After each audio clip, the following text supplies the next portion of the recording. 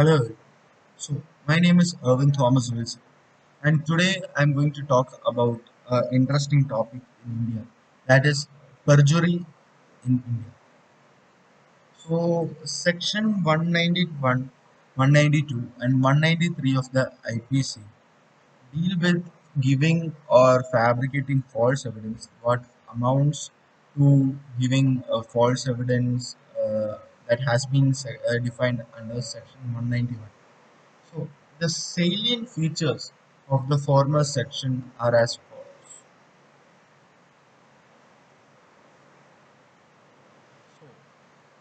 follows. To make a perjury statement or a statement that is false and to make it punishable, the statement made shall be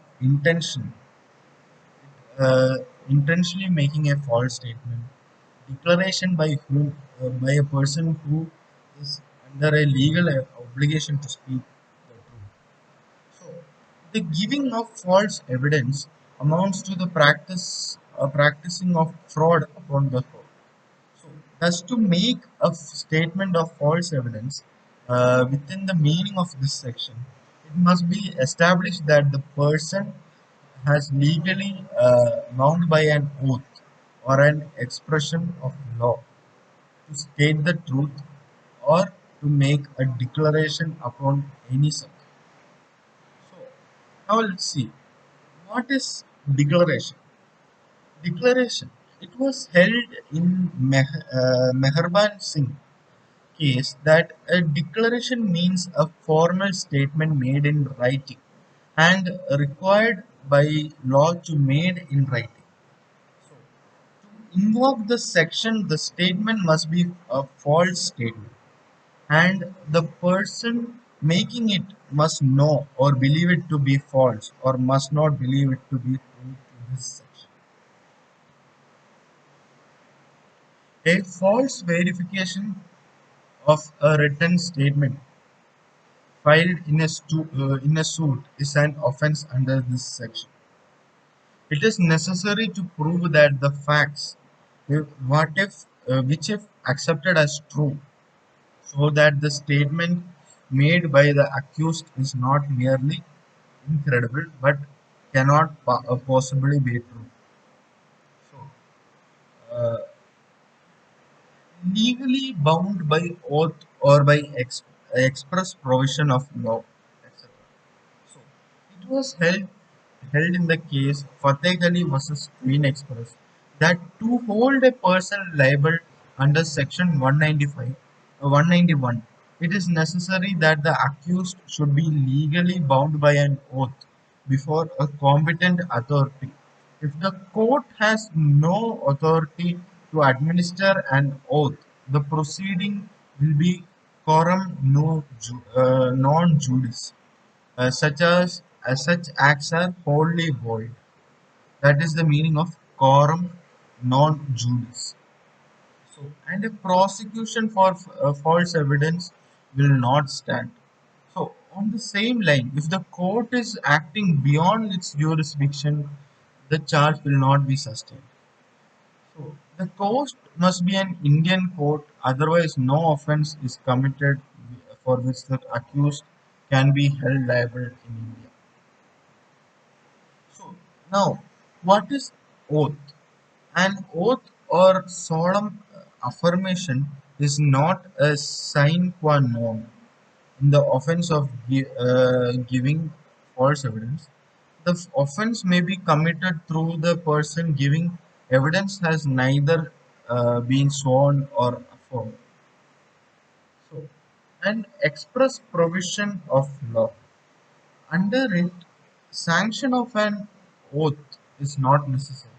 There must be a specific provision of law compelling a person to state the truth. When the accused is not bound by an express provision of law to state the truth, he cannot be charged with giving false evidence. So, fabricating false evidence. Section 192 defines the offense of fabricating false evidence. The essence of the uh, offense consists in making a false entry in a book of record or electronic record or in a document containing a false statement so as to cause a judge, a public servant, or an arbitrator to entertain an erroneous opinion on any material point. So, what are the ingredients for fabricating an evidence, a false evidence? So, causing any circumstance to exist in any false entry in any book of record or electronic record, or making a document containing a false statement. So that is one ingredient. Doing one of the above mentioned acts within the intention that it may appear in evidence in a judicial proceeding or in a proceeding taken by law, doing such act with the intention that it may cause any person in such proceeding to form an opinion upon the evidence to entertain an erroneous opinion touching any point material to the result of such proceedings. So, in the famous case of Baban Singh versus Jagdish City, the apex court held that there were a witness that where a witness swears by a false affidavit in a proceeding before a court, the offence would fall under sections 191 and 192 and is liable for the punishment under the former sections. So, now, what is the difference between giving false evidence and fabricating false evidence? So, giving false evidence has a general intention, and fabricating false evidence has a particular intention. So, general intention means that uh,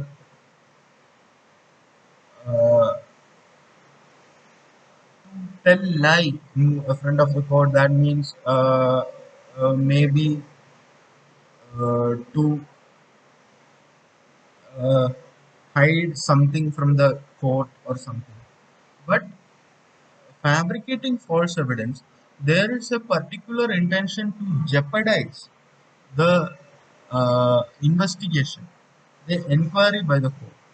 So, general false giving false evidence, it is committed by a person who is bound by a legal duty to state the truth.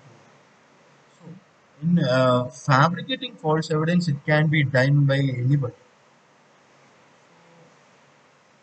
Uh, the next one in giving false evidence is that the false statement need not be material to the case. But in fabricating false evidence, the fabricated evidence must be material to the case. So, in giving false evidence, there should be a proceeding. In fabricating false evidence, it is not required.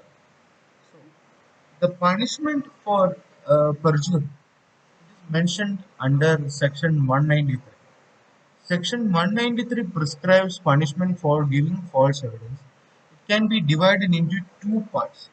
The first part lays down the punishment for intentionally giving false evidence or fabricating false evidence in a judicial proceeding. The second part deals with the punishment for intentionally giving false evidence or fabricating false evidence other than a judicial proceeding. So, in the case of Virender Kumar Satyavati versus state of Punjab, it was held that when a candidate at an election makes a false declaration or a solemn affirmation before a returning officer, the offence come under the second part of section 193 and not in the first part. So that's all about perjury in India. Uh, feel free to give your comment about the topic, guys. Thank you.